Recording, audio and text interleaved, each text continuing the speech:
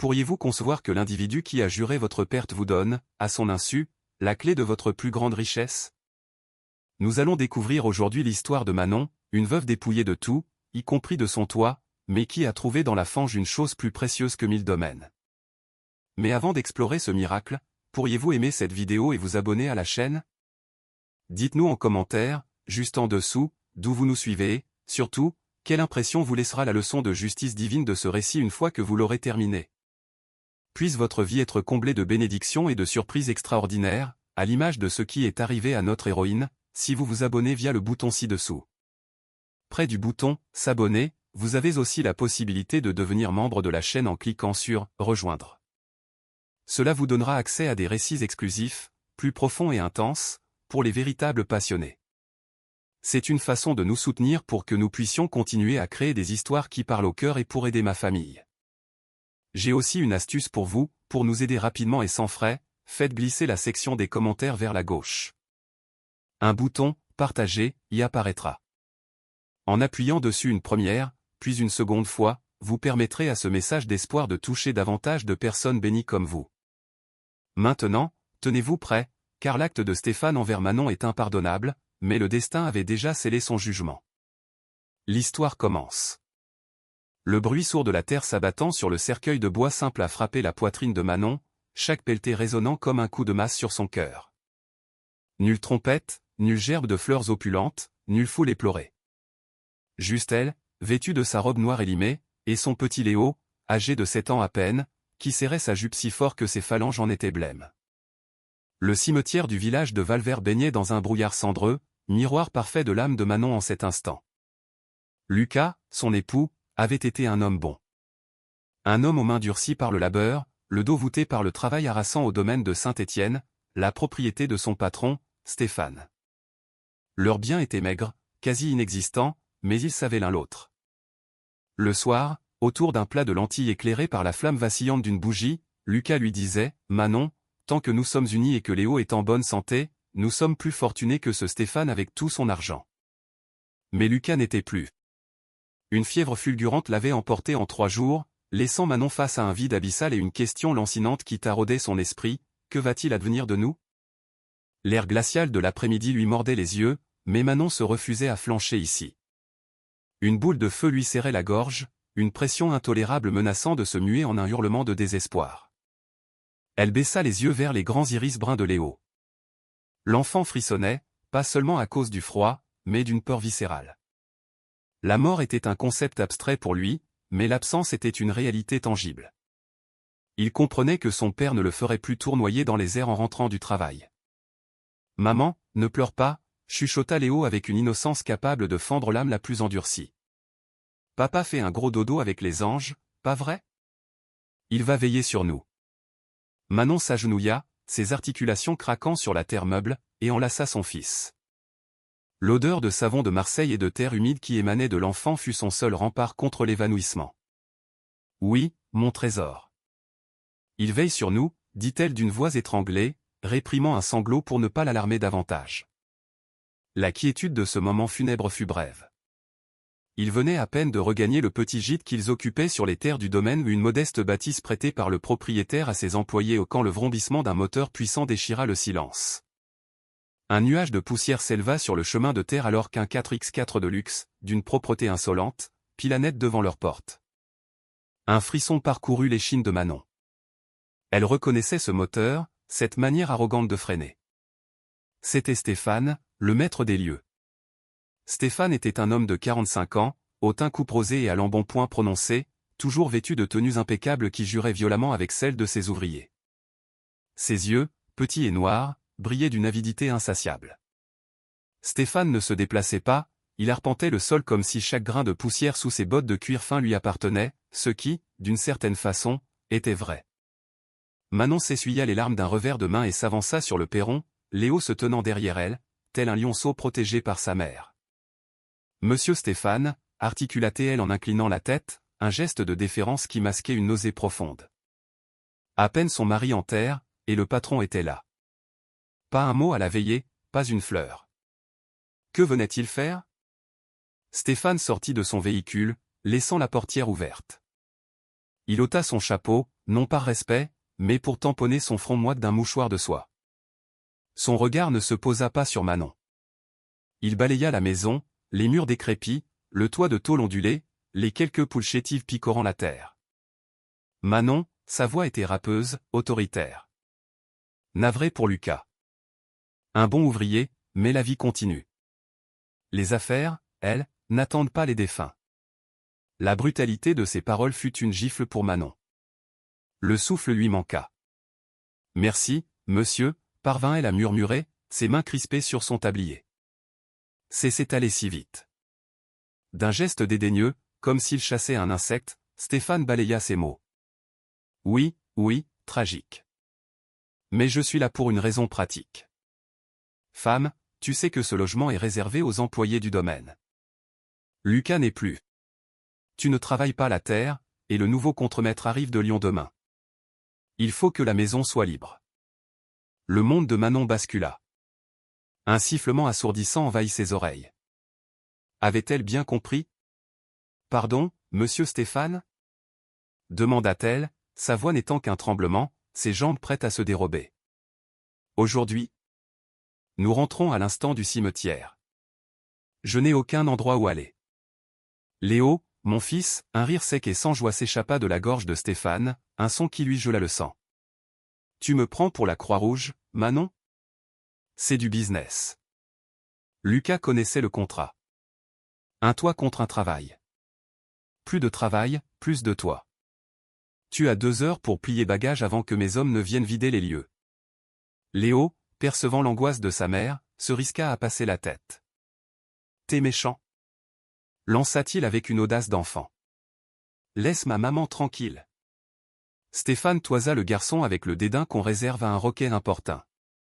Élève-le mieux que ça, Manon, sinon la vie lui apprendra à coups de trique, gronda-t-il en s'avançant, forçant la veuve à reculer. Écoute, je ne suis pas une brute, quoi que tu penses. Lucas a travaillé longtemps ici. Il était au courant de certaines choses mes affaires. Pour sa discrétion, je vais te faire un geste. Je ne te jette pas à la rue sans rien. Une lueur d'espoir, infime et fragile, naquit en Manon. Peut-être ce cœur de granit cachait-il une once d'humanité.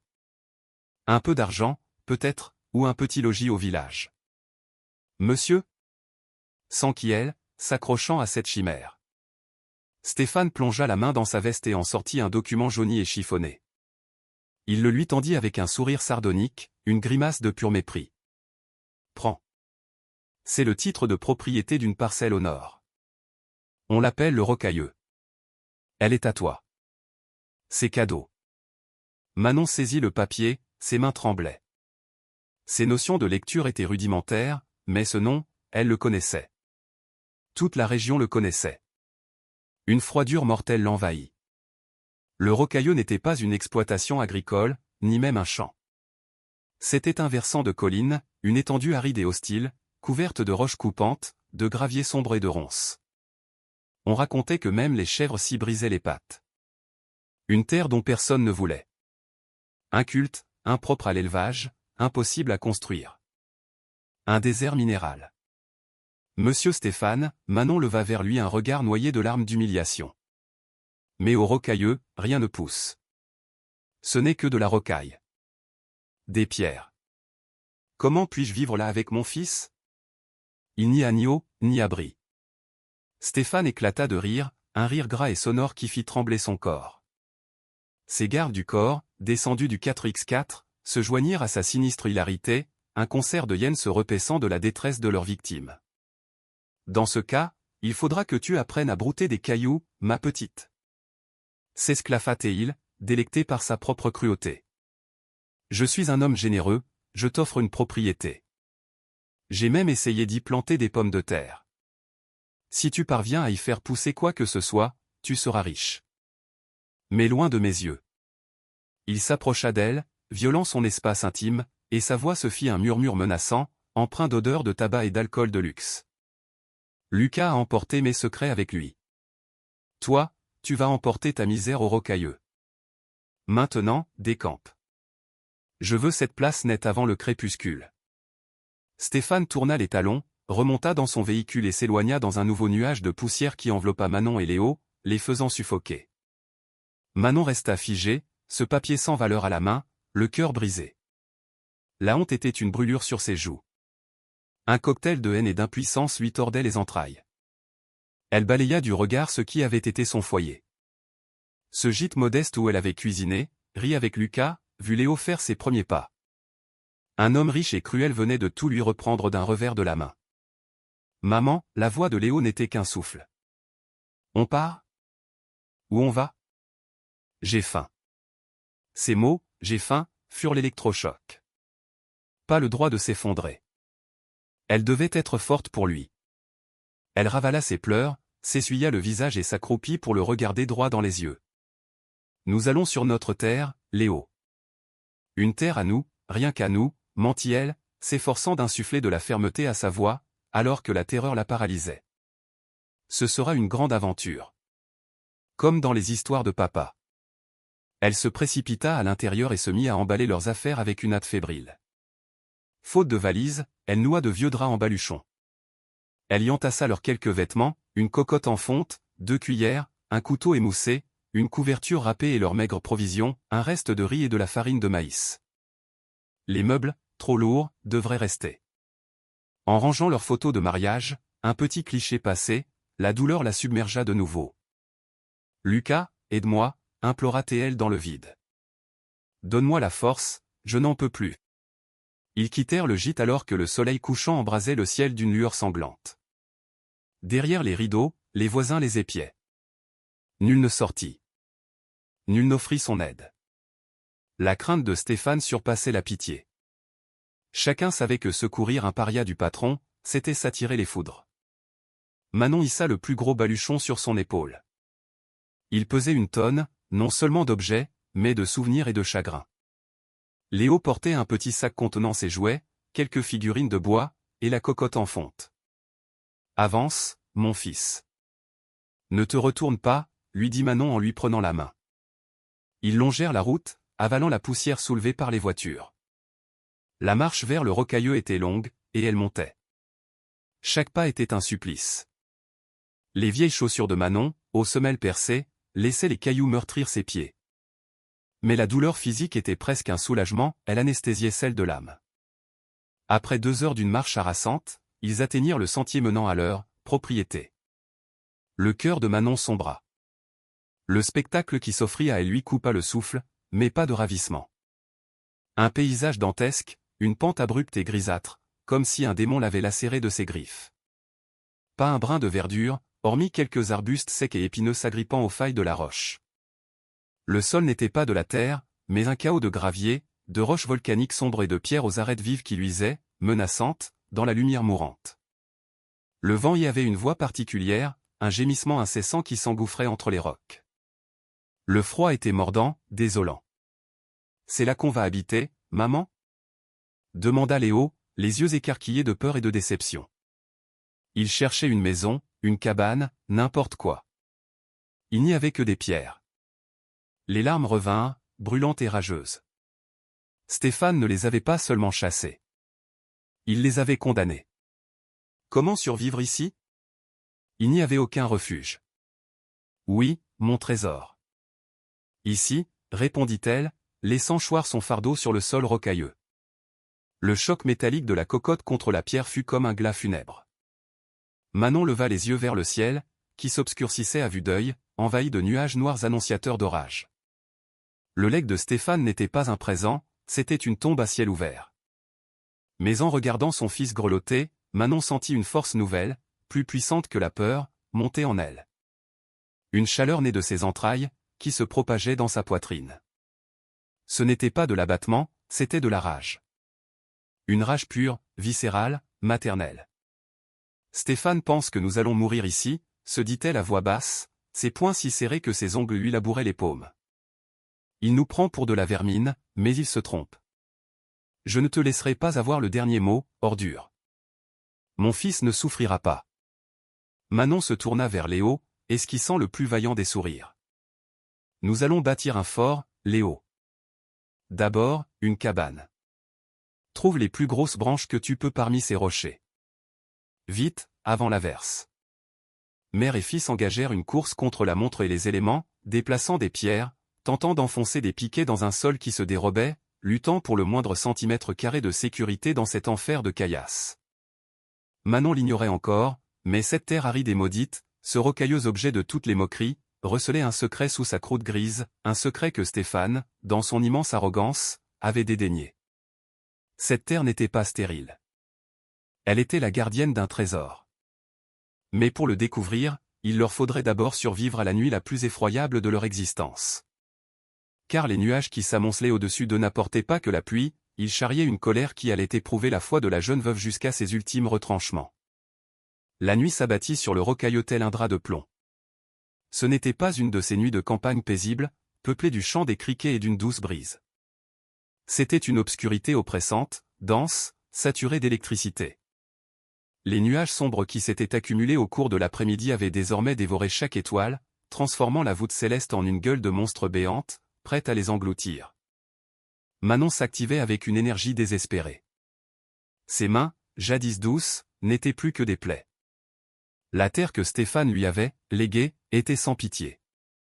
Chaque tentative pour planter un piquet destiné à soutenir leur vieille bâche se soldait par un choc contre la roche ou par l'effritement d'un sol de gravier instable. « Terre maudite !» s'écria Manon, frappant le sol avec une pierre, les larmes de rage et de frustration se mêlant à la sueur qui perlait sur son front. Elle s'était arraché un ongle jusqu'au sang, mais la douleur physique était insignifiante face à la souffrance de voir Léo, assis sur leur baluchon, prostré, fixant l'horizon avec des yeux terrifiés. « Maman, le ciel fait un bruit de monstre, » dit le garçon, sa petite voix brisée par le grondement lointain du tonnerre qui se rapprochait des montagnes. Manon interrompit son labeur, le souffle court. Elle s'approcha de lui, s'obligeant à sourire bien qu'elle sentît son visage se fendre. « Ce sont les tambours des anges, mon cœur. Ils nous disent que demain sera plus beau. » Un mensonge. Un mensonge si pieux, si douloureux. Viens m'aider à tendre ça. Si on s'y prend bien, on aura une vraie tente d'aventuriers. Au prix d'un effort surhumain, ils parvinrent à ériger une structure qui ressemblait de loin à un abri. Adossés à deux gros rochers noirs, ils étendirent de vieux draps et une bâche bleue usée, autrefois utilisée pour protéger le bois de chauffage. Le tout était maintenu par des branches sèches et des pierres lourdes disposées sur les bords pour résister au vent. C'était une construction pathétique, fragile et exiguë, nichée sur cette pente inhospitalière. À l'intérieur, le sol restait un tapis de pierres anguleuses. Manon y déplia leur unique couverture et y installa Léo. « À table !» lança-t-elle d'un ton faussement enjoué. Le repas se composa d'une poignée de riz froid, reste du midi, et de quelques gorgées d'eau tiède. Léo mangea en silence, mastiquant lentement, le regard vide. Son lit lui manquait, l'odeur du café matinal aussi, mais plus que tout, son père lui manquait. « Maman, si papa était là, il nous aurait bâti une cabane en bois en moins de 2, pas vrai ?» demanda l'enfant. La gorge de Manon se noua si fort qu'elle ne put avaler sa bouchée de riz. « Oui, mon chéri. Il l'aurait fait. » Soudain, l'atmosphère changea. Le vent, qui jusqu'alors avait sifflé, cessa brusquement. Un silence anormal s'installa sur la montagne. Pas un cri d'oiseau, pas un bruit d'insecte. Rien. Puis, ce fut le déchaînement. Un éclair déchira le ciel, illuminant d'une lueur blafarde ce paysage de désolation, révélant un décor spectral de roches et d'épines. Le coup de tonnerre qui suivit fut si violent que le sol vibra sous leurs pieds. Bang! Léo hurla et se boucha les oreilles. Dedans, vite, dedans. Manon le poussa sous la bâche juste au moment où les premières gouttes tombaient. Ce n'étaient pas des gouttes, c'étaient des projectiles d'eau et de glace, lourds et froids, qui martelaient la toile avec la violence de cailloux. Le vent reprit, mais cette fois avec une rage homicide. Des bourrasques furieuses secouaient leur abri précaire comme s'il était de papier. La bâche claquait violemment dans un vacarme terrifiant, luttant pour ne pas être arrachée. « J'ai peur, maman !» sanglotait Léo, lové contre elle. Manon l'enveloppait de ses bras, lui faisant un rempart de son propre corps pour le réchauffer, mais elle-même était secouée de tremblements incontrôlables. « Chut, chut. Je suis là. Rien ne va nous arriver, » lui murmurait-elle à l'oreille, tout en implorant mentalement tous les saints de son enfance. « Sainte Vierge, je vous en prie, faites que ça tienne, protégez mon fils. Mais la tempête était implacable. Un déluge apocalyptique. En quelques minutes, l'eau commença à s'infiltrer. D'abord par les trous de la vieille bâche. Puis le véritable problème apparut, la topographie des lieux. Stéphane leur avait donné une pente, un terrain de gravier où l'eau ne pénétrait pas, mais dévalait. Des torrents de boue et de cailloux se mirent à dévaler la pente, et leur abri se trouvait pile sur leur passage. « L'eau entre » cria Léo en repliant ses jambes. Un flot d'eau glaciale et boueuse envahit leur refuge, détrempant la couverture, les vêtements, le peu de nourriture qu'il leur restait. Manon tenta désespérément de creuser une rigole à main nue, griffant le sol jusqu'à s'ensanglanter les doigts, mais le courant était trop puissant. « Au secours !» hurla-t-elle, sachant sa voix perdue dans le fracas des éléments. C'est alors que le désastre survint. Une rafale d'une violence inouïe s'engouffra sous la bâche, la soulevant comme une voile. Les pierres qui la retenaient furent balayées. Le bois se brisa. Dans un bruit de tissu déchiré, leur abri fut emporté. En un instant, ils furent à nu. Sans toit, sans mur. La pluie s'abattit sur eux avec la force d'un marteau-piqueur. Une pluie glaciale, presque de la grêle, qui lacérait la peau. Manon se jeta sur Léo, le recouvrant entièrement de son corps, se recroquevillant sur ce sol de roches inondées. « Maman !» Le cri de terreur de l'enfant fut couvert par le mugissement du vent. Ils étaient exposés, au milieu de nulle part, fouettés par la pire tempête que la région ait connue depuis des décennies. L'eau dévalait, charriant une boue qui s'infiltrait dans leur bouche, leur nez. Manon se sentait gelée. Ses vêtements trempés pesaient une tonne. Chaque grêlon qui la frappait au dos était une meurtrissure, mais elle ne bougeait pas. Elle ne pouvait pas. Si elle lâchait Léo, le torrent l'emporterait vers les ravins. « Mon Dieu, pourquoi » cria-t-elle au ciel noir, le visage couvert de boue et de larmes qui se mêlaient à la pluie. « Que ai-je fait ? Quel péché ai-je commis pour que mon fils subisse cela ? Prenez-moi, mais épargnez-le. » Pour toute réponse, le vent hurla, moqueur. La température chuta brutalement. Manon sentit une torpeur dangereuse l'envahir, l'engourdissement de l'hypothermie. Ses dents claquaient si fort que ses mâchoires en étaient douloureuses. Léo avait cessé de crier. Il ne faisait plus que gémir faiblement, agité de violents soubresauts contre sa poitrine. « Ne t'endors pas, mon fils, ne t'endors pas, » lui disait Manon en lui tapotant le visage glacial. « Pense à quelque chose de chaud. Pense au soleil. »« J'ai froid, maman. »« J'ai mal partout, » sanglota le petit. Manon scruta les alentours à travers le rideau d'eau. Tout avait disparu. La cocotte, les vêtements, la nourriture. Tout avait été balayé par le torrent de boue. Ils n'avaient plus rien. Stéphane leur avait pris leur maison, la tempête leur avait pris leur dignité. Une haine pure et violente envers cet homme la submergea. Elle l'imagina dans son manoir, bien au chaud, sirotant son digestif devant un feu de cheminée, ricanant de sa générosité. Cette image fut son combustible. La haine la réchauffa. « Je ne mourrai pas ici pour ton plaisir, » pensa-t-elle avec rage. « Tu ne gagneras pas. » Elle serra Léo avec une force nouvelle. La nuit fut interminable. Chaque minute dura 1 heure. D'une voix brisée, Manon chantait des berceuses pour apaiser son fils, sentant l'eau glacée lui paralyser les jambes. « Dodo, l'enfant d'eau. » chantait-elle, tandis que des larmes chaudes coulaient sur son nez gelé. Au cœur de la nuit, la tempête atteignit son apogée. La foudre frappa un rocher tout proche. Une odeur d'ozone et de pierre calcinée emplit l'air. Léo s'agrippa à sa mère, lui laissant des marques sur les bras. « Ça va passer, répétait-elle, sans y croire elle-même. Ils étaient couverts de boue de la tête aux pieds, semblables à des statues d'argile tremblantes. L'humiliation était totale, une mère incapable d'offrir le moindre abri à son enfant. La honte la brûlait plus encore que le froid. Mais ils tinrent bon. Défiant toutes les lois de la physique, l'amour maternel fut un bouclier. Manon absorba le froid, les chocs, protégeant le petit noyau de vie qu'était son fils. Des heures plus tard, alors que leur corps semblait avoir atteint leurs limites, la pluie commença à se calmer. Le vent perdit de sa fureur, se muant en une brise glaciale mais supportable. Mais les dégâts étaient immenses. L'aube sur le rocailleux ne fut pas une renaissance, mais une vision de désolation. Une lumière grise et blême révéla un paysage de chaos.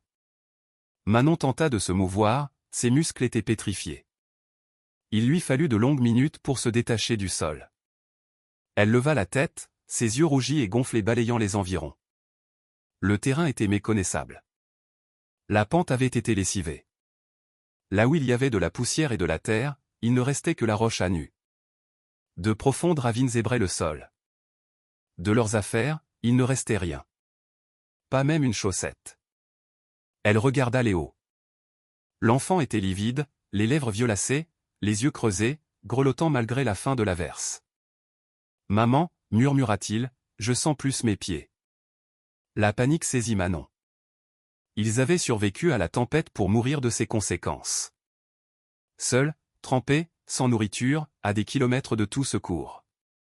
Manon s'effondra à genoux dans la boue, serrant son fils contre elle, et pour la première fois, sentit sa foi vaciller. Abandonnée de Dieu et des hommes. « Pardonne-moi, mon fils. Pardonne-moi de t'avoir conduit ici, sanglota-t-elle en déposant un baiser sur son front boueux. Je suis une bonne à rien. Je n'ai pas su te protéger. » C'est à cet instant de désespoir absolu, alors que Manon croyait la fin arriver, qu'elle perçut un son. Ni le vent, ni le tonnerre.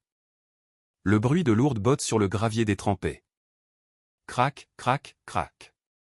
Manon releva la tête, effrayée, s'attendant à voir les sbires de Stéphane venus se réjouir de leur agonie ou les achever. Par réflexe, elle dissimula Léo derrière elle. Mais la silhouette qui émergea de la brume matinale n'était pas celle d'un homme de main. C'était un personnage voûté, drapé dans des haillons de laine grise, une longue barbe blanche lui tombant sur la poitrine, un chapeau à large bord dégoulinant d'eau. Il s'appuyait sur un bâton de bois noueux. Ses yeux, sous des sourcils en broussailles, brillaient d'une étrange lueur, presque électrique. C'était Jean, le marginal de la montagne, le vieil homme qui murmurait aux pierres. Le vieillard s'arrêta à quelques pas. Il ne dit rien d'abord, se contentant de contempler le désastre, la femme grelottante et l'enfant transi. Puis son regard se posa sur le sol, sur cette terre ravinée par l'orage. Ses yeux s'écarquillèrent de stupeur. Il regarda Manon, puis, avec une agilité surprenante pour son âge, il ôta son épais poncho de laine sèche et s'avança. « Couvre le petit, femme, dit-il d'une voix qui semblait un frottement de cailloux. Le froid de l'aube est plus meurtrier que celui de la nuit. » Manon, hébétée, prit le poncho et en enveloppa Léo. La chaleur de la laine fut un réconfort immédiat. Jean leva les yeux vers le ciel qui se dégageait timidement, puis les rabaissa sur le sol dévasté, son attention fixée sur un point brillant dans la boue, près des pieds de Manon. « Pourquoi ces larmes ?» demanda-t-il. « Comment ? Pourquoi je pleure ?» répliqua Manon avec amertume, montrant l'étendue des dégâts. « J'ai tout perdu. Stéphane m'a exilé en enfer, et la pluie a balayé le peu qu'il me restait. » Jean eut un rire singulier, non pas de moquerie, mais d'émerveillement. « Ah, ma fille, la pluie est cruelle, c'est vrai. Mais la pluie n'emporte pas, elle révèle, dit-il mystérieusement en plantant son bâton dans la boue. Parfois, Dieu envoie l'orage non pour nous détruire, mais pour nettoyer la crasse qui cache la vérité. Que voulez-vous dire, vieil homme ? Lança Manon, à bout de nerfs. Je veux dire que tu ne dois pas regarder ce que tu as perdu, dit-il en pointant le sol de son doigt décharné. Regarde ce que la tempête a mis au jour. Manon baissa les yeux, suivant son indication sans comprendre. Elle ne voyait que de la boue et des cailloux. Mais le destin avait déjà joué ses cartes. La tempête infernale n'était pas venue pour les tuer. Elle était venue exhumer le secret qui allait bouleverser leur existence. Mais Manon, aveuglée par sa douleur, ne le voyait pas encore. Le silence qui succéda à la tempête était presque plus angoissant que le vacarme du tonnerre. Un silence pesant, humide, troublé seulement par le son lointain des gouttes d'eau s'égrenant des rochers et par la respiration faible du petit Léo. Quand le soleil enfin déchira le voile de nuages gris, il n'apporta aucune chaleur, mais une lumière crue qui exposa toute l'étendue du désastre. Manon se dégagea lentement de son fils, chaque muscle de son corps protestant de douleur. Ils étaient vivants. Oui, mais à quel prix ? Le spectacle que la lumière du jour révélait était celui de la désolation absolue, un champ de bataille où la misère avait affronté les éléments éperdus. La pente du rocailleux, déjà hostile, ressemblait désormais à une plaie béante. L'eau avait décapé la couche de terre superficielle, mettant à nu un squelette de roche grise, des ravines profondes gorgées d'eau boueuse et des racines tordues qui semblaient des doigts accusateurs sortant du sol. De leur abri, de cette pathétique tentative de refuge, il ne restait que quelques piquets tordus plantés dans la fange. Manon se mit debout, vacillant comme une nonagénaire. Ses pieds, pris dans la boue glacée, étaient insensibles. Elle contempla ses mains sales, écorchées, aux ongles brisés et noircis. Elle porta ses mains à son visage et réprima un sanglot. La honte la frappa avec plus de violence encore que le vent de la nuit. Et là, Jean, le vieil ermite de la montagne, les observait. Pour les gens du village, son apparition dans la brume aurait suscité la moquerie ou la crainte. On disait de lui qu'il conversait avec les lézards, se nourrissait de racines toxiques et que sa raison s'était égarée des décennies plus tôt dans les mines du Sud. Mais à cet instant, sous le poncho sec que le vieil homme avait donné à son fils, Manon ne vit pas un fou. Elle vit le seul être humain qui avait daigné poser sur leur malheur un regard sans mépris. « Cesse de pleurer, femme, » répéta le vieil homme. Sa voix était éraillée, mais étrangement bienveillante. Les larmes ne font pas pousser les plantes, elles brûlent la terre. Manon s'essuya les yeux d'un revers de main, partagé entre la gratitude et une amertume défensive. « Comment ne pas pleurer, grand-père » répondit-elle d'une voix rauque. « Regardez-nous. Stéphane nous a envoyés ici pour y mourir, et cette nuit, il y est presque parvenu. Je n'ai rien à donner à manger à mon fils. Pas un vêtement sec. Cette bâche. C'était tout notre bien, et le vent l'a emporté. Nous sommes des naufragés sur un océan de pierre. » Jean, appuyé sur son bâton noueux, s'avança. Ses vieilles bottes rapiécées faisaient un bruit de succion dans la boue. Il s'approcha de Léo qui, enveloppé dans le poncho, commençait à s'éveiller en gémissant. Le vieil homme plongea la main dans une poche de son manteau et en sortit un paquet enveloppé dans un mouchoir à carreaux. « Prends, » dit-il en le tendant à Manon. Elle hésita, sa fierté luttant contre le besoin, mais le gargouillis de l'estomac de Léo mit fin à son combat intérieur. Manon prit le paquet. Il contenait 2 galettes de sarrasin et un morceau de fromage sec. Ce n'était pas un festin, mais en cette matinée glaciale, c'était un don du ciel. « Que Dieu vous bénisse, monsieur Jean, » murmura-t-elle, sentant les larmes de gratitude monter à ses yeux. Elle en cassa un morceau et le donna à Léo, qui le dévora les yeux fermés, tremblant encore. « Mangez, » dit le vieil homme en scrutant l'horizon. Le corps a besoin de combustible pour chasser la peur. Tout en mâchant un petit morceau de galette, réservant le reste à son fils, Manon observait le vieil homme. Jean ne regardait pas la vallée verdoyante où trônait le domaine de Stéphane. Son regard était fixé sur le sol, sur la pente dévastée du rocailleux. Il semblait l'étudier, le déchiffrer comme un grimoire. « Au village, on dit que cette terre est maudite, » murmura Manon, suivant son regard. « Le dépotoir de Dieu. C'est pour ça que Stéphane me l'a donné. Pour m'humilier. Pour que je me souvienne chaque jour que je ne vaux rien, comme ces pierres. » Jean eut un petit rire, un bruissement de feuilles mortes. Il se tourna vers elle, et ses yeux brillèrent d'une telle intensité que Manon recula d'un pas.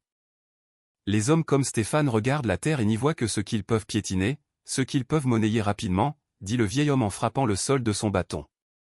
Ils sont aveugles. La malédiction n'est pas dans la terre, ma fille. Elle est dans le regard de celui qui ne sait pas voir. Manon ne comprenait pas. Épuisée, transie, désespérée, elle n'était pas d'humeur aux énigmes. Sauf votre respect, monsieur Jean, je n'ai que faire de philosophie. J'ai besoin d'un abri. Je dois sortir mon fils d'ici avant qu'il ne tombe malade. Regardez, dit-elle en désignant le paysage de désolation d'un geste ample. La tempête a tout emporté. Le peu de terre arable a disparu. Il ne reste que des pierres coupantes. Je ne pourrai même pas y planter un radis. Nous sommes finis. C'est alors que Jean prononça les paroles qui allaient à jamais marquer l'esprit de Manon. Il se dirigea vers une profonde ravine creusée par les eaux, une plaie ouverte qui exposait les strates du sol. Il se pencha avec peine, ses os craquant, et fit glisser sa main calleuse sur le bord de la faille, effleurant le gravier humide et brillant. « Manon, dit-il d'un ton grave. La tempête a été terrible, oui. Elle t'a pris ton abri de toile, ton confort. Mais parfois, la nature doit être brutale pour nous ôter les œillères. Il se releva, secoua sa main et la fixa. Tu vois la destruction, tu vois la terre fertile emportée. Moi, je vois un grand nettoyage. L'eau a lavé le visage de la montagne, elle a retiré le masque de poussière pour révéler ce qui se cache en dessous. Et qu'est-ce que ça change, ce qui se cache en dessous, si ça ne se mange pas? Rétorqua Manon, exaspérée, tout en frictionnant les bras de Léo pour le réchauffer. Parfois, ce qui est caché vaut plus que ce qui est visible, affirma le vieil homme. Ne méprise pas les pierres, femme. Elles étaient là bien avant toi, bien avant Stéphane, bien avant ce village. Elles portent en elles la mémoire du monde, et parfois, elles offrent leur trésor à ceux qui ont la patience d'endurer l'épreuve. Jean sentait la détresse de Manon. Elle ne pensait qu'à survivre, tandis qu'il lui parlait de pierres et de secrets. Si vous aussi, vous avez eu l'impression que personne ne comprenait votre souffrance, aimez cette vidéo. Mais restez avec nous, car ce que Jean sous-entend est sur le point de se manifester de la plus innocente des manières. Jean n'insista pas. Il savait que les mots ne sauraient apaiser la faim ni sécher les vêtements. Il se mit à l'œuvre. Malgré son âge, il possédait une force surprenante. Il aida Manon à récupérer quelques branchages et à fouiller la boue à la recherche de quelque objet rescapé. Durant les 2 heures qui suivirent, ils s'affairèrent sous un soleil qui commençait enfin à réchauffer l'atmosphère. Léo, le ventre plein et enveloppé dans le poncho sec, reprenait des couleurs. Les enfants ont cette faculté de récupération miraculeuse. La terreur de la nuit s'efface à la lumière du jour. Tandis que Manon tentait de tendre une vieille corde retrouvée dans la boue pour y faire sécher leurs vêtements, Léo se leva. « Maman, je vais chercher mes petites voitures en bois », annonça-t-il. « Sois prudent, mon chéri, ne t'éloigne pas. Il y a du verre et des pierres qui coupent partout », le prévint elle, tout en continuant d'essorer sa jupe gorgée de boue. Le paysage avait été métamorphosé. Là où il y avait de l'herbe sèche et de la poussière, s'étendait désormais une surface étrange. Le torrent avait agi comme une gigantesque bâtée, emportant les sédiments légers pour ne laisser qu'une couche de gravier dense, lourd et sombre. Un mélange de pierres noires, grises et de sable scintillant. Manon contemplait ce sol avec répulsion. Il était le symbole de sa déchéance. Des déchets géologiques. Jean, lui, assis sur un rocher, ne quittait pas l'enfant des yeux. « Laisse-le jouer, dit-il à Manon. Laisse-le explorer cette terre. Les enfants ont un regard pur, que la cupidité n'a pas encore voilé. Il voit ce qui nous échappe.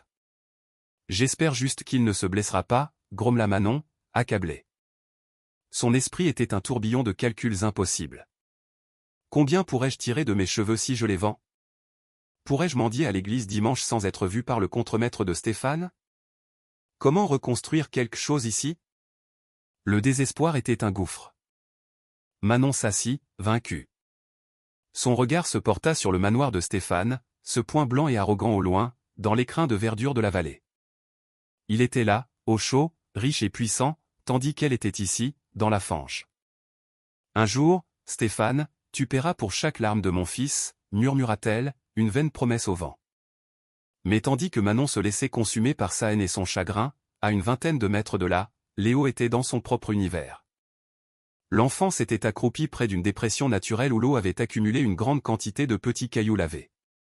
Le soleil, désormais haut dans le ciel, frappait la pente de ses rayons. La lumière se réfléchissait sur les pierres humides et propres. Léo cherchait ses jouets, mais autre chose capta son attention. Pas ses petites voitures. Un éclat. Il pensa d'abord à des tessons de bouteilles. Les villageois venaient parfois décharger leurs détritus ici. Mais ces éclats étaient différents. Ni verts, ni bruns. Étranges. Comme des morceaux de givre. Un givre qui ne fondait pas au soleil. L'enfant tendit sa main et en ramassa un. Il était froid et étonnamment lourd. Sa forme était irrégulière, mais sa surface, bien que rugueuse, laissait filtrer la lumière d'une manière fascinante. Un feu semblait couver en son cœur. Léo fronça les sourcils, intrigué. Il en vit un autre, puis un autre, et un plus gros, de la taille d'une bille, à moitié enfoui dans le gravier noir. Il se mit à les collectionner, oubliant ses jouets perdus. Il en remplit ses 2 poings, puis ses poches encore humides qui se mirent à peser. L'innocence de la scène était poignante. À quelques mètres de sa mère qui pleurait son infortune, l'enfant était assis sur une fortune, jouant comme avec de vulgaires cailloux. « Maman !» cria Léo de sa voix cristalline. Manon sursauta, pensant qu'il s'était blessé. « Qu'y a-t-il ? Tu t'es fait mal ?» cria-t-elle en se levant d'un bond. « Non, maman, regarde !» L'enfant courait vers elle, ses grandes bottes le faisant trébucher, ses poings fermés serrés contre sa poitrine. « Regarde ce que j'ai trouvé. Des pierres de glace magiques. Elles ne fondent pas et elles brillent de l'intérieur. » Manon soupira, un mélange de soulagement et de lassitude. « Oh, mon fils, ne joue pas avec ça, tu vas te couper. » « Jette-les » le gronda T.L. gentiment en s'approchant. Mais Jean, qui somnolait, se redressa d'un coup en entendant l'enfant. Son dos craqua. Ses yeux se rivèrent sur les mains fermées de Léo. Le vieil orpailleur, l'homme qui parlait aux roches, sentit un frisson qui n'était pas dû au froid. Il connaissait cet éclat.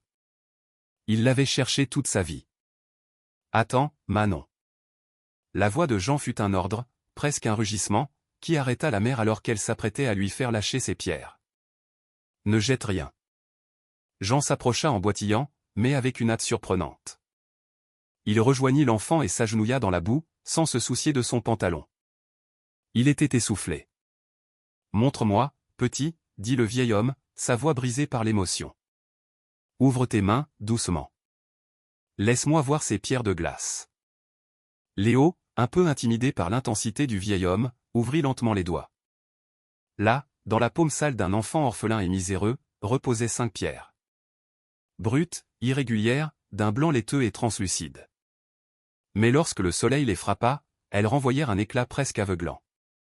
Pas le reflet superficiel du verre, mais une lueur qui émanait de leur profondeur, un feu froid et éternel. Le cœur de Jean s'arrêta un instant. Le temps se suspendit sur le rocailleux. Le silence revint, mais chargé d'une tension qui allait bouleverser leur destin. Manon regarda les pierres sans intérêt. « Ce sont des bouts de verre, monsieur Jean. Des détritus. » Le vieil homme leva les yeux vers elle. Des larmes perlaient dans ses yeux, et un sourire tremblant se dessinait sous sa barbe blanche. « Non, Manon, » murmura-t-il, la voix étranglée. « Ce ne sont pas des détritus. Dieu vient de laver ta terre, femme, et je crois. Je crois qu'il t'a laissé le plus beau des trésors. » Le vent du matin, bien que moins violent que pendant la tempête, restait vif et glacial sur la pente dénudée du rocailleux. Manon observait Jean avec un mélange de compassion et d'exaspération. Le vieillard était à genoux dans la boue, agité de tremblements, tenant la petite main de Léo comme s'il s'agissait d'une relique sacrée. Manon soupira, l'épuisement pesant sur ses épaules. Elle n'avait pas de temps à perdre avec les divagations d'un vieil homme qui parlait seul depuis des années. Elle devait trouver un abri, du bois sec, faire face à la réalité. « Monsieur Jean, je vous en prie, » dit Manon en s'approchant pour reprendre les pierres à son fils. « N'allez pas lui mettre des chimères en tête. Ce sont des tessons de bouteilles que la pluie a fait ressortir. Sans doute des restes de l'époque où les ouvriers venaient boire ici en cachette. Léo, jette ça, tu vas te faire mal. » Elle tendit la main pour se saisir des pierres et les lancer dans le ravin, là où leur place était. Mais Jean eut une réaction inattendue. Il se releva avec une vivacité surprenante, presque agressive, protégeant la main de l'enfant de son propre corps. Son visage, d'ordinaire placide et rêveur, était maintenant crispé, couvert de sueur, ses yeux brûlant d'une lucidité effrayante. « N'y pense même pas, femme !» tonna-t-il d'une voix rauque qui se répercuta sur les rochers. « N'ose pas jeter ce que le ciel t'envoie. » Manon recula, effrayée. Jamais elle n'avait vu le vieil homme dans cet état. Était-il devenu menaçant? Elle se serra dans ses bras, sentant le froid de ses vêtements humides. « Vous m'effrayez, monsieur Jean. »« Ce ne sont pas de simples pierres, » murmura le vieil homme en baissant la voix, jetant des regards paranoïaques autour de lui, comme si les rapaces qui planaient au-dessus pouvaient l'entendre. « Donne-m'en une. Une seule.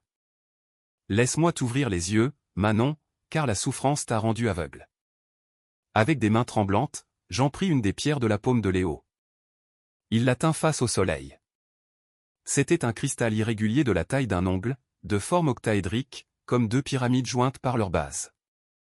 Il n'avait pas l'éclat parfait des bijoux que Manon avait pu admirer dans les vitrines de la ville. Sa surface était légèrement opaque, d'un aspect gras, comme enduite d'huile. Mais lorsque la lumière le traversa, un feu pâle et bleuté sembla s'éveiller en son sein. Manon l'examina avec scepticisme. « On dirait un glaçon sale », dit-elle avec mépris. Jean sourit, un sourire édenté mais empli d'une joie pure. « Manon, touche-le. Passe ton doigt dessus. Que sens-tu » Manon s'exécuta à contre-cœur, pour mettre fin à cette mascarade. Elle toucha la pierre. Elle s'attendait à la sensation froide et tranchante du verre, mais non. Le contact était étrange. Doux, glissant, savonneux. La pierre ne se réchauffait pas au contact de sa peau. Elle restait froide, dure, indifférente. C'est une drôle de sensation, admit-elle, comme si c'était gras. C'est la peau du diamant, ma fille, déclara Jean. Le mot « diamant » résonna comme un coup de tonnerre dans le silence de la montagne. Manon éclata d'un rire amer et nerveux. Diamant. Oh, monsieur Jean, cette fois, c'est sûr, vous avez perdu la raison. Des diamants, ici ? Si c'était une mine, Stéphane le saurait. Il a des géologues, des machines, il connaît ces terres par cœur. Il nous a donné ça parce que c'est un dépotoir, du gravier et de la roche stérile. Jean secoua la tête avec la patience d'un instituteur face à un élève récalcitrant. Stéphane a des géologues qui lisent des cartes, mais ils ne lisent pas la terre. Stéphane ne voit que ce qu'il cherche. Il a vu de la roche noire et laide, un terrain impraticable, d'où le nom de rocailleux. Mais cette roche noire et laide, c'est de la kimberlite, Manon. Manon le dévisagea, perplexe. La kimberlite est la roche mère du diamant, poursuivit le vieil homme en désignant le sol boueux. C'est une roche volcanique très ancienne, venue des profondeurs de la Terre. Lorsqu'un volcan l'expulse à très grande vitesse, il entraîne avec lui ses pierres formées dans des conditions extrêmes. Cette pente, dit-il en embrassant du regard tout le versant, cette pente est la cheminée d'un volcan éteint depuis des millions d'années. La tête de Manon tournait. La faim, la fatigue, et maintenant cette leçon de géologie fantastique. C'en était trop. Prouvez-le, dit-elle en durcissant le ton. Si c'est vrai, prouvez-le. Ne me donnez pas de faux espoirs, Jean, c'est la pire des cruautés. Je préfère mourir de faim en sachant la vérité que de vivre un instant d'illusion. Jean acquiesça, respectant sa détermination. Il fouilla ses poches, en vain. Il chercha du regard, se dirigea vers les débris de leur abri et y trouva un gros galet de rivière, un de ces granites gris durs comme l'acier que Manon utilisait pour piler l'ail. Il ramassa aussi un tesson de bouteilles d'eau de vie qui affleuraient dans la terre. « Viens, Léo, prête-moi encore ton trésor » demanda-t-il au garçon. Léo lui tendit la plus grosse pierre. Jean s'installa sur un rocher plat et posa le tesson à côté de lui. « Regarde bien, Manon. Si c'était du verre ou du quartz, regarde ce qui se passe quand j'essaie de rayer ce galet de granit. » Jean prit le tesson et le frotta énergiquement contre le galet. Le verre s'effrita, laissant une fine poudre blanche sur la roche, mais sans l'endommager. Le verre se casse. Le verre est fragile, constata le vieil homme. Puis, avec une lenteur quasi cérémonielle, il prit la petite pierre de Léo. Ses mains tremblaient, mais sa prise était ferme. Le diamant est le roi des minéraux. Rien ne peut le rayer, mais lui peut tout rayer. Il est comme toi, Manon, une carapace dure qui protège une lumière intérieure. Jean pressa la petite pierre brute contre la surface lisse et dure du galet. Il appuya de toutes ses forces et la fit glisser d'un mouvement sec.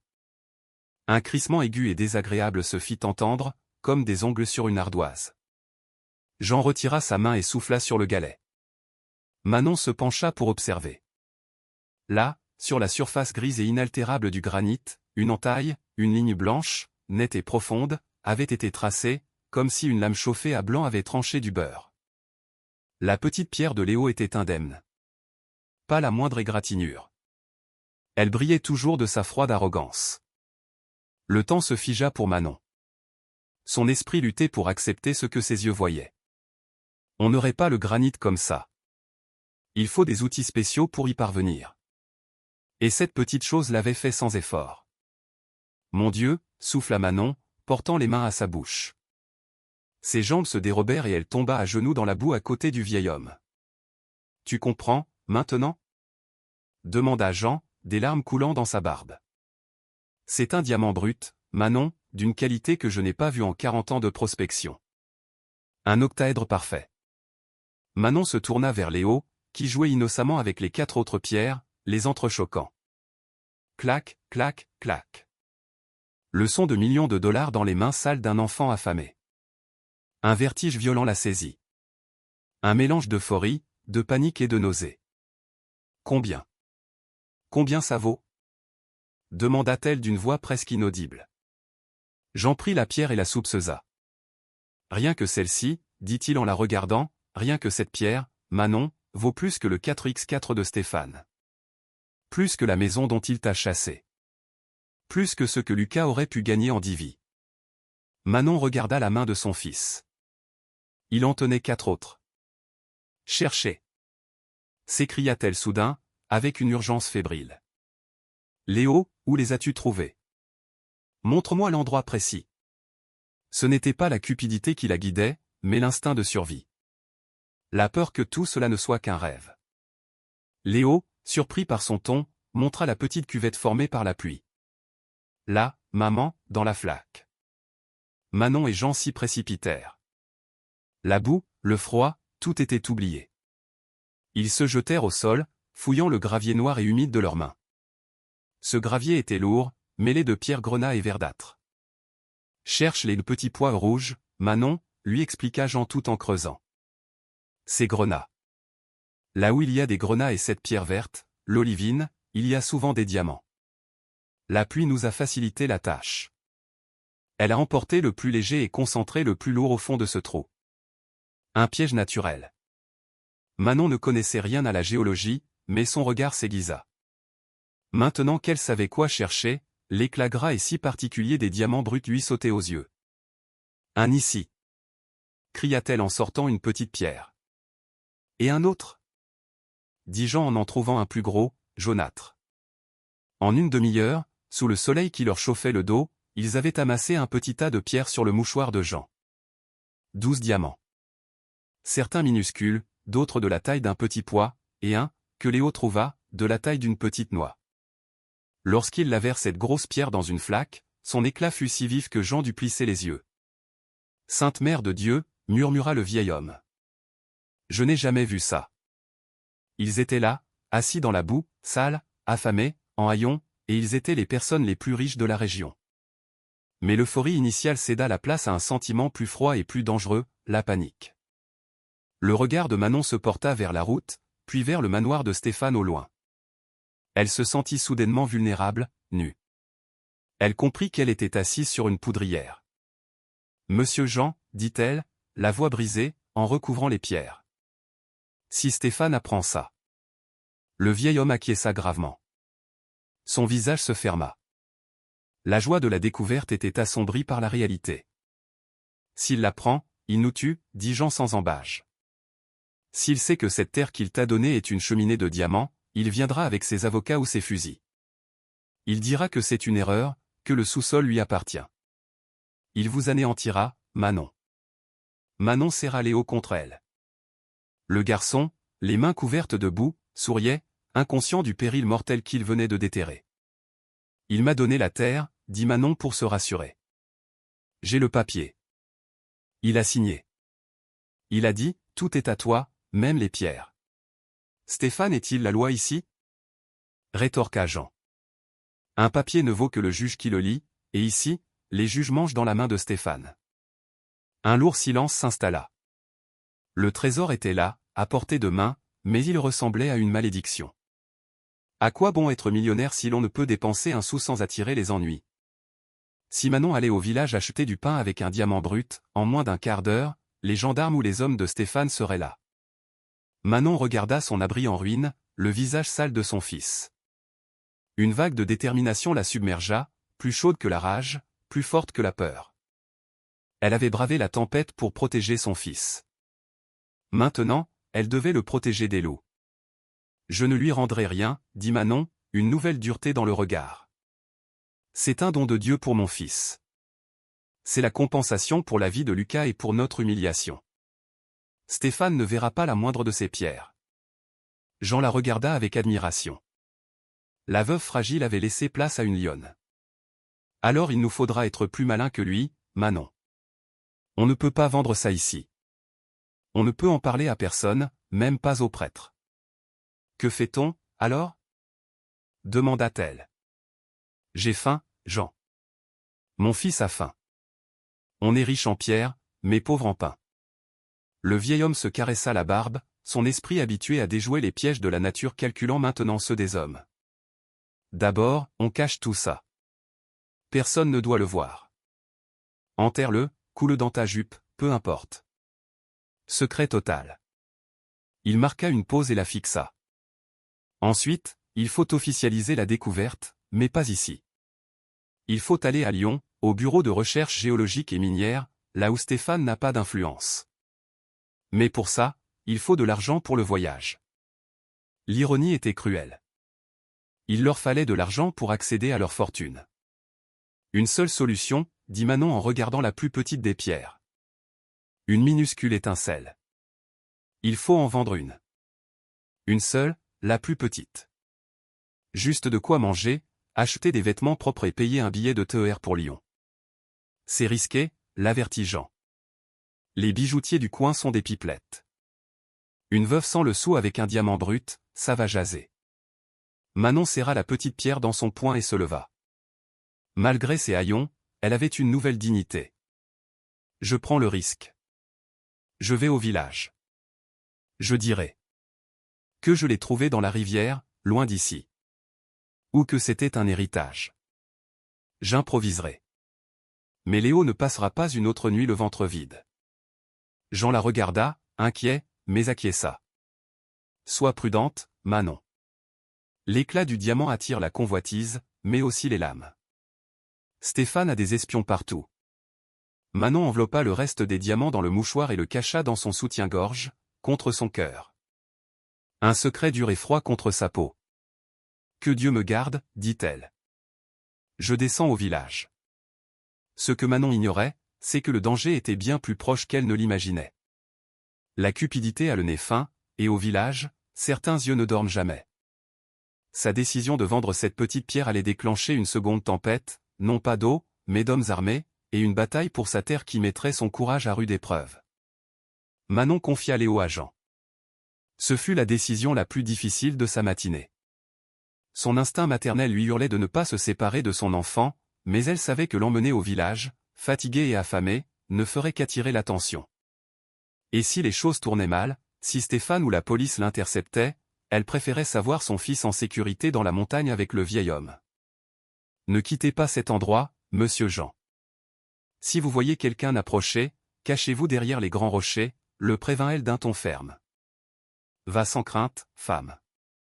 Je suis un élément de cette montagne. Nul ne trouve ce que la montagne veut cacher, répondit le vieil homme, caressant la tête de l'enfant qui, les précieuses pierres mises de côté, jouait désormais avec de simples cailloux. La descente vers le village de Valvert fut un calvaire différent de la montée. Manon dévalait presque la pente, portée par l'adrénaline. Ses vieilles chaussures glissaient sur la boue qui recouvrait encore la route. Quand elle croisa des camions du domaine de Stéphane, elle plongea instinctivement dans le fossé pour se cacher. Son cœur martelait sa poitrine, elle le sentait battre dans sa gorge. Le petit paquet dur, pressé contre sa peau, était un secret brûlant et lourd. En atteignant les premières rues pavées du village, la dureté de la réalité sociale la frappa de plein fouet. Valvert était un village coquet, avec ses maisons blanches et ses toits de tuiles rouges. Les gens vaquaient à leurs occupations, des femmes revenant du marché, des hommes attablés à la terrasse du café. Et au milieu de ce tableau paisible, Manon fit son entrée. Couverte de boue séchée de la tête aux pieds, les cheveux en bataille, elle dégageait une odeur de pluie et de sueur. Les passants s'écartaient. Les femmes chuchotaient en se couvrant le nez de mouchoirs parfumés. C'est la veuve de Lucas. Pauvre femme, le chagrin l'a rendue folle, entendit-elle. On dit que le patron l'a mise à la porte et qu'elle vit comme une bête sauvage dans la colline, ajouta une autre. Manon serra les dents et baissa la tête. Parlez, pensa-t-elle. Riez de mes haillons. Si vous saviez ce que je porte sur moi, vous me feriez la révérence. Cette humiliation qui, la veille, l'aurait anéantie, glissait aujourd'hui sur elle. Elle avait une mission. Elle se dirigea vers la rue commerçante. Là, se trouvait la bijouterie Le Saphir. C'était le seul endroit où elle pouvait espérer vendre une telle chose sans avoir à se rendre à Lyon. Le propriétaire, un certain Nicolas, avait la réputation d'être un usurier, mais aussi d'acheter sans poser trop de questions, pourvu qu'il puisse faire une bonne affaire. Manon s'arrêta devant la vitrine étincelante. Elle y vit son reflet, celui d'une femme hagarde et souillée. Elle prit une profonde inspiration, vérifia d'un geste discret que le paquet était toujours là, et poussa la porte. La clochette tinta. L'intérieur de la boutique sentait la cire et le métal. C'était calme et frais. Derrière un comptoir en bois sombre se tenait Nicolas, un homme chauve aux lunettes épaisses qui lui donnait des yeux de batracien. Il polissait une montre. En voyant Manon, son expression passa de l'ennui au dégoût. « On ne fait pas la charité ici, madame, dit-il sans même la saluer. L'église est plus bas.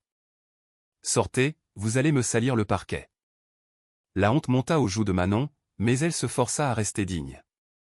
Elle s'avança jusqu'au comptoir et posa ses mains sales sur la vitre immaculée. « Je ne viens pas mendier, monsieur Nicolas, dit-elle, s'efforçant de garder une voix ferme. Je viens pour une transaction. » Le bijoutier eut un ricanement. « Une transaction, vous?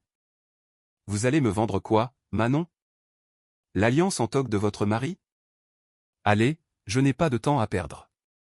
Fichez le camp avant que j'appelle les gendarmes. » Manon vérifia qu'ils étaient seuls.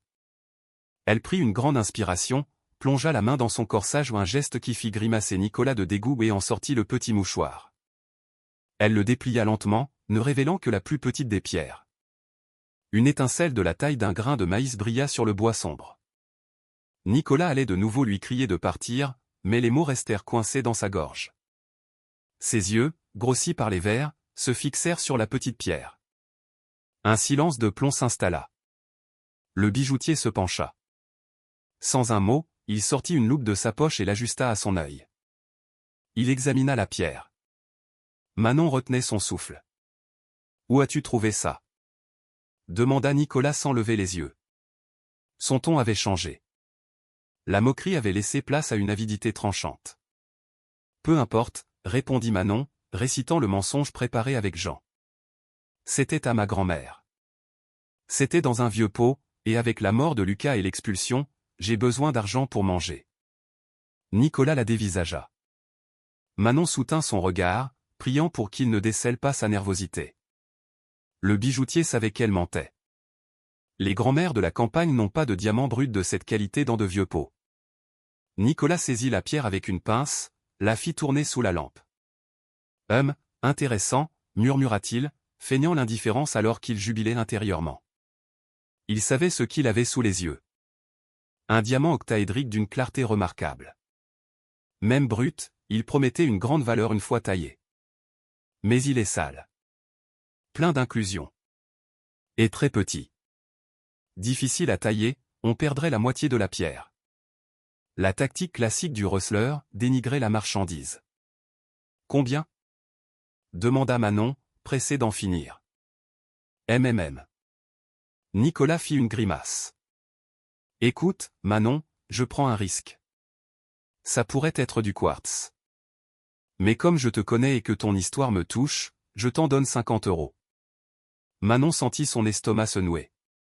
Jean avait dit que la pierre valait bien plus. 50 €, c'était une misère, mais pour elle, c'était de la nourriture pour 2 semaines. Elle se souvint de la dignité de Jean. Je ne suis pas naïve, monsieur Nicolas, mentit-elle.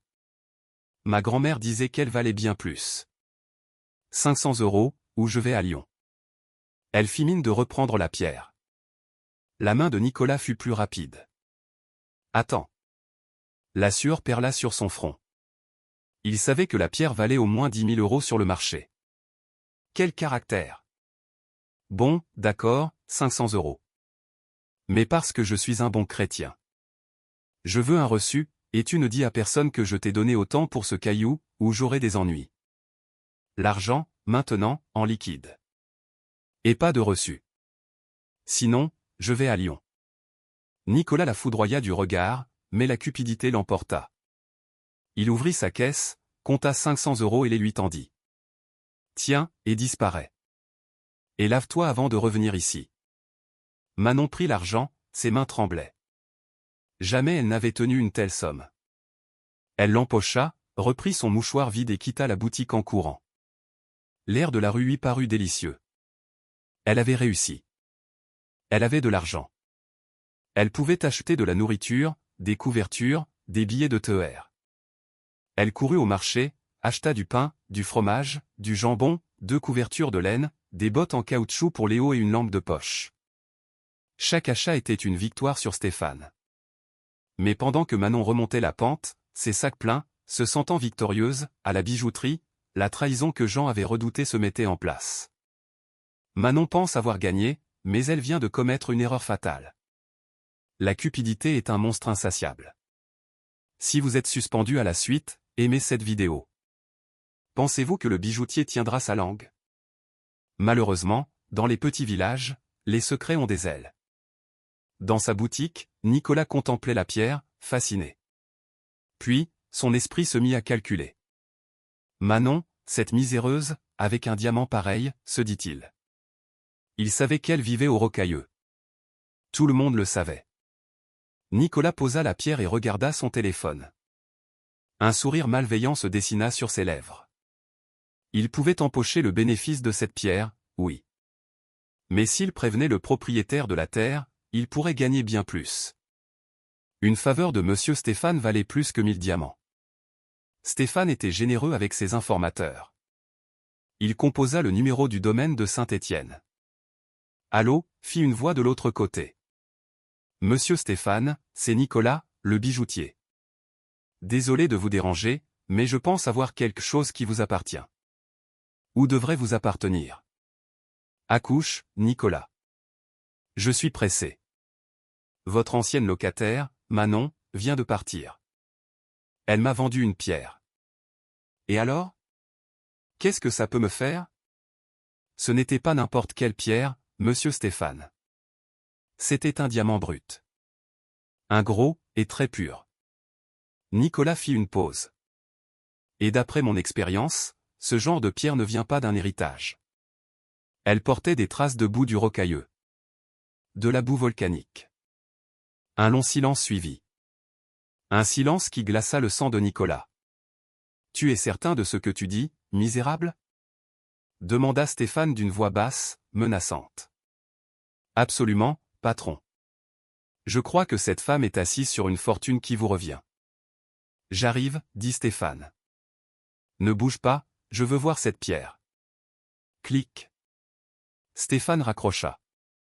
Nicolas sourit, satisfait. Sur la colline, Manon grimpait, heureuse, ignorant qu'elle venait de déclencher le compte à rebours d'une invasion. Quand Manon rejoignit les ruines de leur abri, le soleil était au plus haut. Jean et Léo l'attendaient. « Maman !» cria Léo en courant vers elle. Manon laissa tomber ses sacs et le serra dans ses bras, riant et pleurant. « Regarde, mon trésor, de la nourriture, des brioches, des bottes pour tes pieds. » Ils s'assirent pour manger, un vrai festin. Jamais du pain et du fromage n'avaient eu aussi bon goût. Manon raconta tout à Jean, lui montrant l'argent qui restait. 500 €, dit-elle, fière. Il nous a volés, je sais, mais avec ça, on peut partir pour Lyon demain. Jean mangeait lentement, le regard soucieux. 500 € pour une pierre qui en vaut 5000, dit-il. C'est un voleur, ce Nicolas. Mais ce qui m'inquiète, ce n'est pas le vol, c'est sa langue. Il a dit qu'il ne dirait rien, il n'a pas de reçu, tenta de se rassurer Manon. J'espère que tu dis vrai, ma fille. J'espère. Après le repas, le ventre plein et le moral retrouvé, Jean reprit son sérieux. Manon, avant de partir, tu dois comprendre la nature de ce que nous avons ici. Ce n'est pas un coup de chance. Tu dois connaître son secret pour pouvoir le défendre. Jean prit une des pierres et désigna la forme de la colline. Stéphane a cherché de l'or ici, il y a des années. Des filons de quartz. Il n'a rien trouvé. Il a décrété cette terre stérile. Mais le secret des diamants est ailleurs. Ils ne se forment pas ici, en surface, mais à 100 km sous nos pieds, dans le manteau terrestre. Léo écoutait, fasciné. Et comment il monte, grand-père? Dans un ascenseur de feu, mon garçon. Un volcan très particulier, une cheminée de kimberlite, qui explose et les propulse à la surface. En refroidissant, la roche prend une teinte bleutée ou jaunâtre et s'érode avec le temps. C'est cette terre jaune, là-bas. C'est le signe. J'en fixe à Manon. La tempête d'hier a décapé la surface et mis à nu la bouche de la cheminée. Stéphane a marché sur des millions toute sa vie sans jamais regarder à ses pieds, trop occupé à mépriser les autres. Son arrogance l'a aveuglé. Alors. Tout ceci? Manon désigna le terrain. Tout ceci est une mine primaire, Manon. Pas des alluvions. La source est ici. Si tu creuses, tu en trouveras d'autres. Tu es la propriétaire d'une des mines les plus riches que j'ai jamais vues. Un frisson parcourut Manon.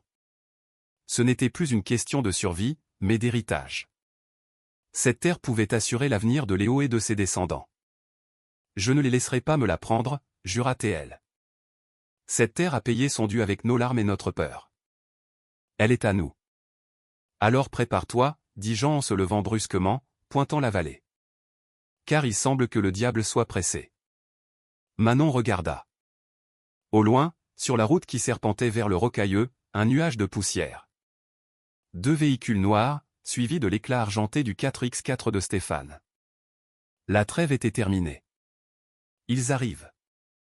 S'écria Manon, la panique lui nouant la gorge. Jean, ils viennent. Cache l'enfant. Ordonna le vieil homme en brandissant son bâton.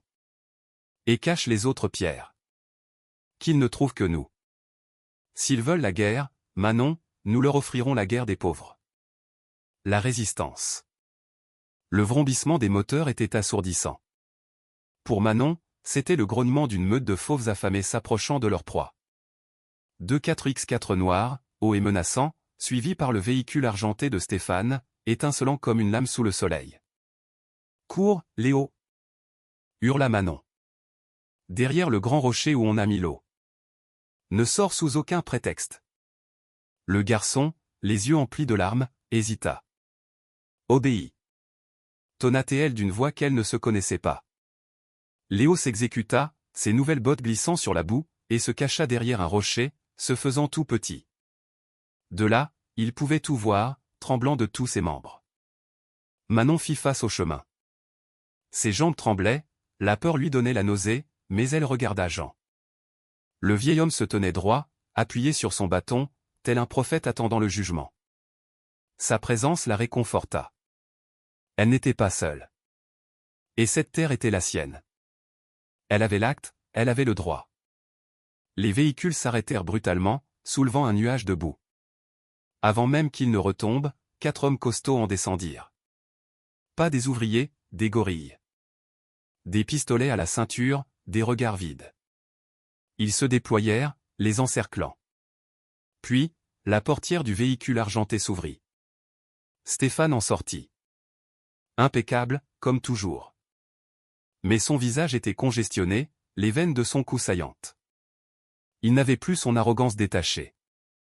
Il était pressé, avide. Son regard balaya la scène.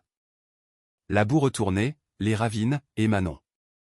Il marcha vers elle, ses bottes de luxe s'enfonçant dans la fange. « Toi !» cria-t-il en la pointant du doigt. « Espèce de sorcière, tu croyais pouvoir me berner ?» Manon releva le menton, bien qu'elle se sentît défaillir. « Bonjour, monsieur Stéphane. Je ne vois pas de quoi vous parlez. Nous sommes sur la terre que vous m'avez donnée. » Stéphane eut un rire hystérique et venimeux. « La terre que je t'ai donnée ? Tu crois que je t'ai donné ça pour que tu fasses fortune sur mon dos ? » Il s'approcha, son haleine chargée de menthe et de tabac. « Je viens de chez Nicolas, Manon. Il m'a tout dit. Il m'a montré la pierre. » Manon sentit le sol se dérober. La trahison. Nicolas, ce misérable, l'avait vendue. « J'ai vendu une pierre trouvée par hasard, » mentit Manon. « Un souvenir de ma grand-mère. J'avais faim. Vous ne m'aviez rien laissé. » Mensonge. Rugit Stéphane, si fort que Léo se boucha les oreilles. « Ne me prends pas pour un idiot. Nicolas s'y connaît. Cette pierre portait des traces de terre volcanique. De la terre d'ici. Stéphane se retourna et examina le sol avec une obsession maladive. Il se dirigea vers la ravine, s'agenouilla sans se soucier de son pantalon, et prit une poignée de gravier. Kimberlite, murmura-t-il, sa voix passant du hurlement au chuchotement des veaux. Bleu. Elle est fraîche. La cheminée est là. Il laissa tomber le gravier et se mit à rire. Un rire de dément. Il se releva, réalisant l'étendue de la richesse sous ses pieds.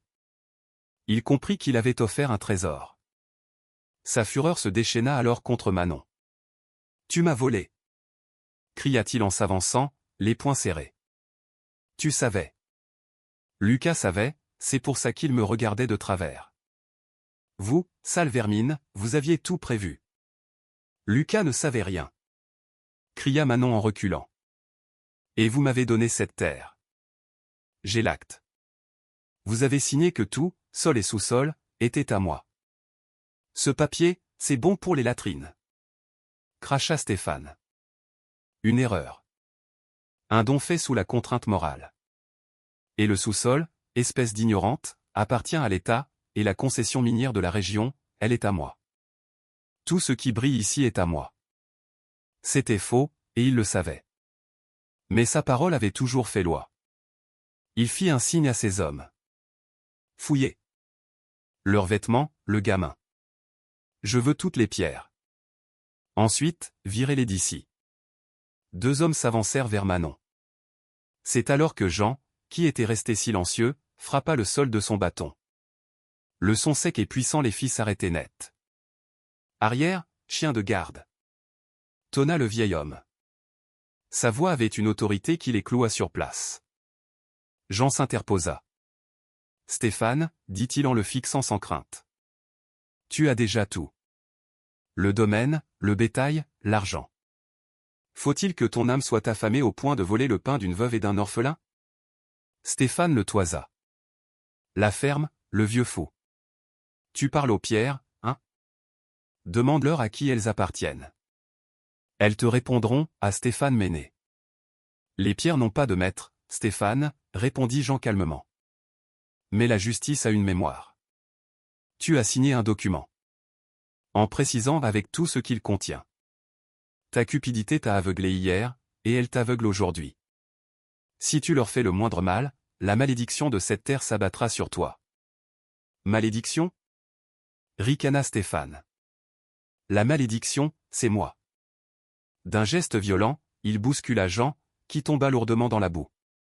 Non. Hurla Manon. Voir le vieil homme à terre fit exploser sa rage. La peur s'envola.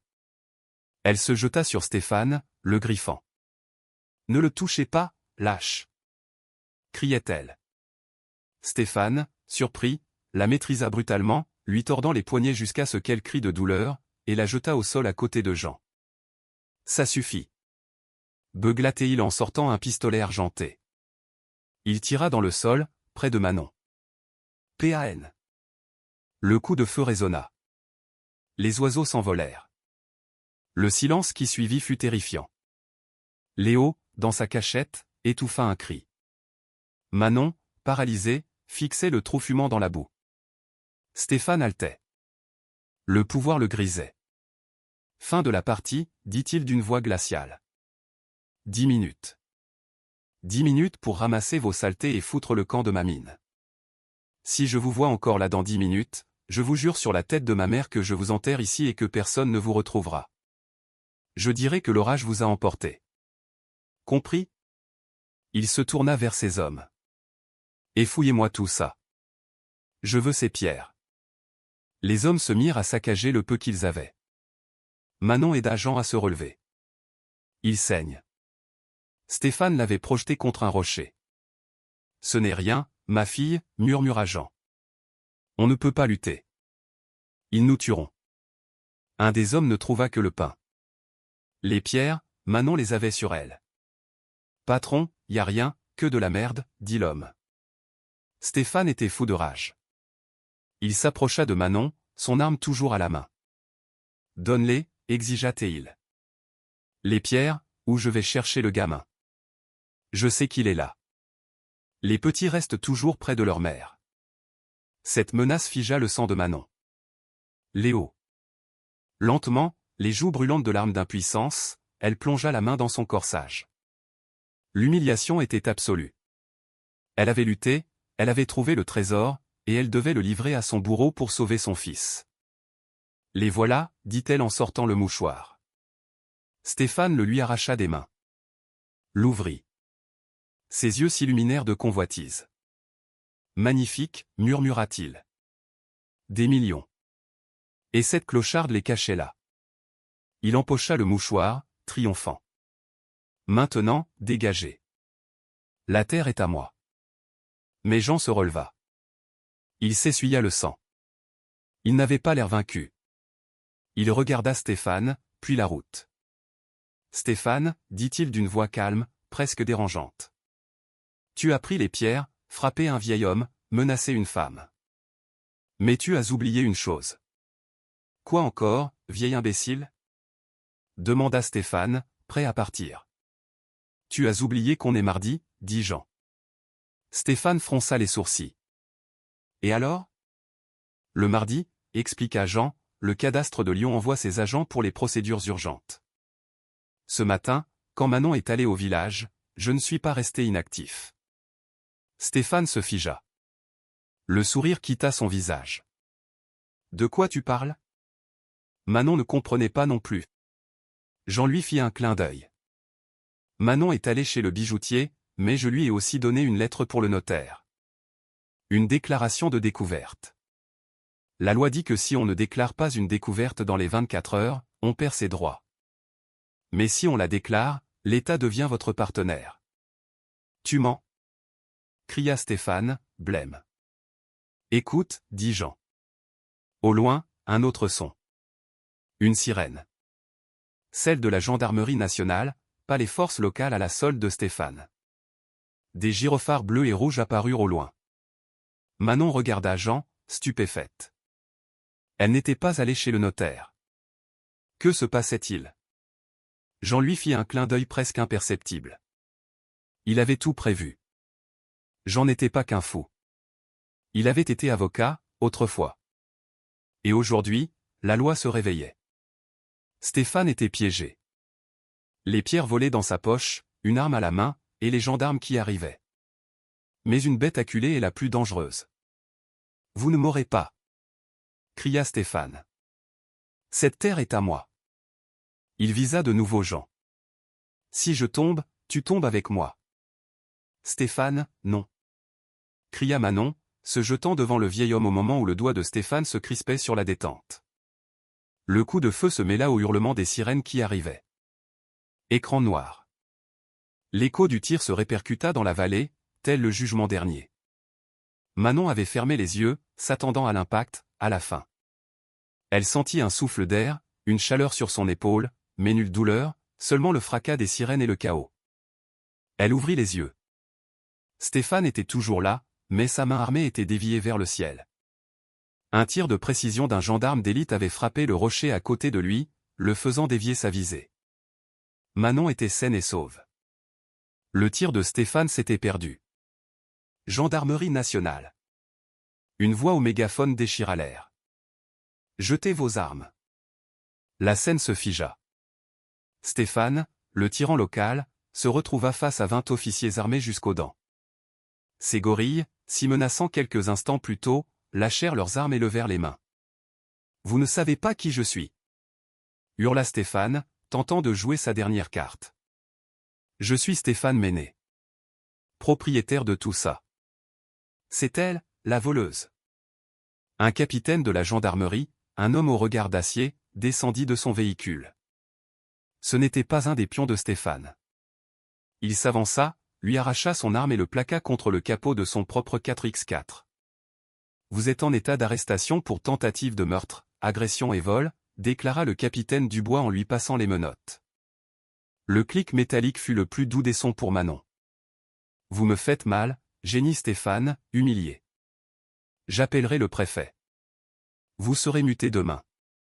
Le capitaine le regarda droit dans les yeux. Appelez qui vous voulez, monsieur Menet.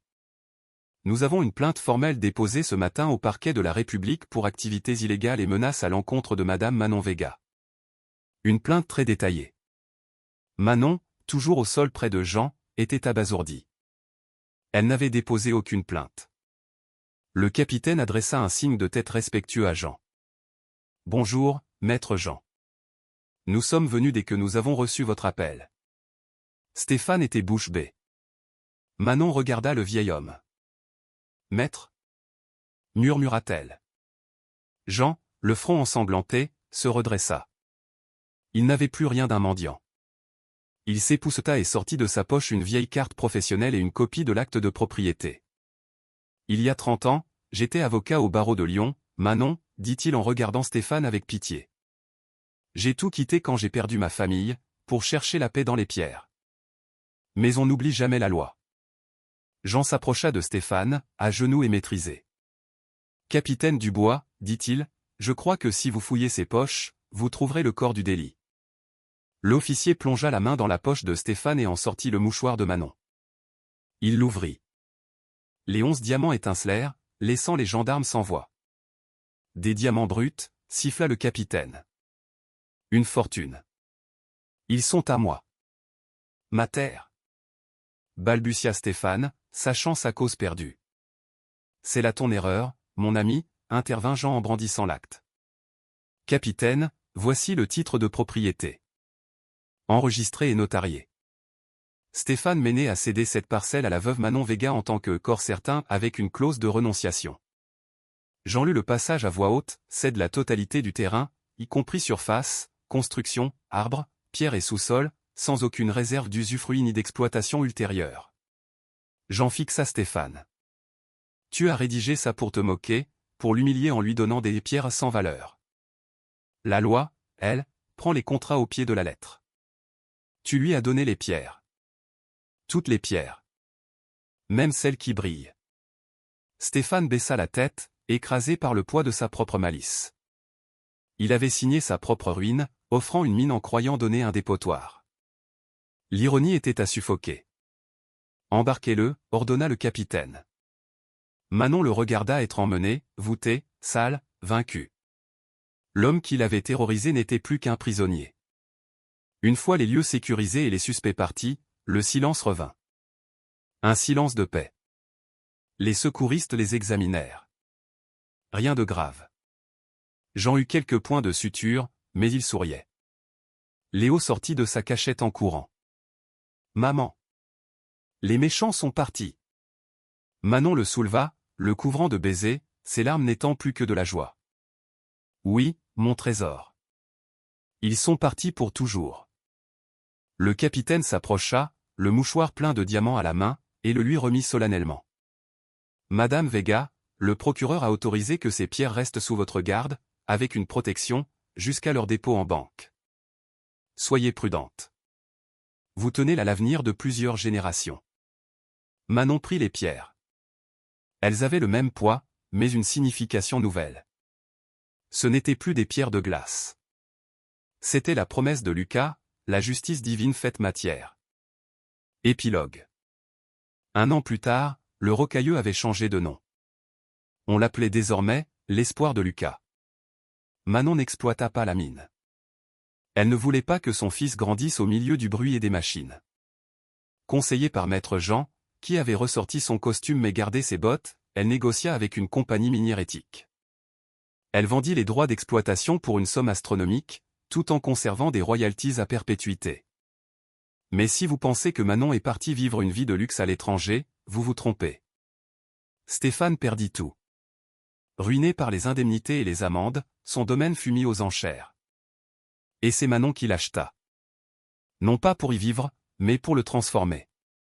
Le manoir devint, le foyer Lucas, un centre communautaire avec une école gratuite, une cantine pour les nécessiteux et une clinique médicale. La femme qui avait été chassée revint en maîtresse des lieux, mais pour en ouvrir les portes à tous. Notre histoire s'achève par un après-midi ensoleillé dans le jardin de ce foyer. Manon, simplement vêtue, sirote un café. La vie a repris ses couleurs sur son visage, mais ses mains gardent la marque du labeur. À ses côtés, maître Jean lit le journal. Léo, qui a maintenant 8 ans, joue sur la pelouse avec un chien abandonné qu'ils ont recueilli. Le tonnerre ne lui fait plus peur. Manon entre dans le grand salon. Au-dessus de la cheminée où trônaient les trophées de chasse de Stéphane, il n'y a qu'un seul objet, un cadre en bois rustique. À l'intérieur, sous un verre blindé, repose une petite pierre. Ni la plus grosse, ni la plus belle. La toute première, celle que Léo a ramassée. Imparfaite, brute, un peu opaque. Manon la caresse doucement. Le souvenir de leur origine, de la tempête, de la peur et du miracle. « À quoi penses-tu, ma fille ?» demande Jean, qui l'a rejointe. Manon sourit, les yeux brillants. « Je pense à Stéphane. Il croyait m'enterrer, mais il ignorait que j'étais une graine. » Jean acquiesce. La cupidité creuse des tombes, Manon, mais l'humilité soulève des montagnes. Il aimait l'argent et a tout perdu. Tu aimais ton fils et tu as tout gagné. C'est ainsi que la justice divine s'exerce. Léo entre en courant. Maman. Papy Jean va m'apprendre à trouver du quartz dans la rivière. On peut y aller? Manon l'embrasse. Bien sûr, mon trésor. Mais n'oublie jamais ce que je te dis, ne cherche pas pour posséder, cherche pour découvrir la beauté que Dieu a cachée pour nous. Ils sortent tous les trois sur le perron, baignés par la lumière dorée. Le passé douloureux est derrière eux, enseveli sous les bénédictions, tout comme la tempête avait à la fois enseveli et révélé la vérité. On raconte au village que si l'on passe par l'espoir de Lucas, par une nuit de pluie, on n'y entend pas de plaintes, mais des rires. Et avec un peu de chance, on peut y voir une femme et un vieil homme, sur le perron, se souvenir du jour où le ciel leur est tombé sur la tête, simplement pour leur montrer que les étoiles peuvent aussi se cacher sous la terre. Quelle incroyable aventure nous avons partagée avec Manon. Si vous êtes encore là, vous faites partie de notre famille. Cette histoire nous enseigne une leçon puissante, ne sous-estimez jamais personne et gardez la foi, car votre plus grand trésor se cache souvent dans vos moments les plus sombres. Si la chute de Stéphane et le triomphe de Manon vous ont touché, écrivez dans les commentaires, l'humilité gagne toujours. Remplissons cet espace d'énergie positive. N'oubliez pas de vous abonner à la chaîne, Histoire pour vivre et rêver, et d'activer les notifications. De nouvelles histoires pour l'âme vous attendent chaque semaine. Partagez cette vidéo avec une personne qui a besoin d'un peu d'espoir. Merci de votre écoute, et à bientôt pour une nouvelle histoire.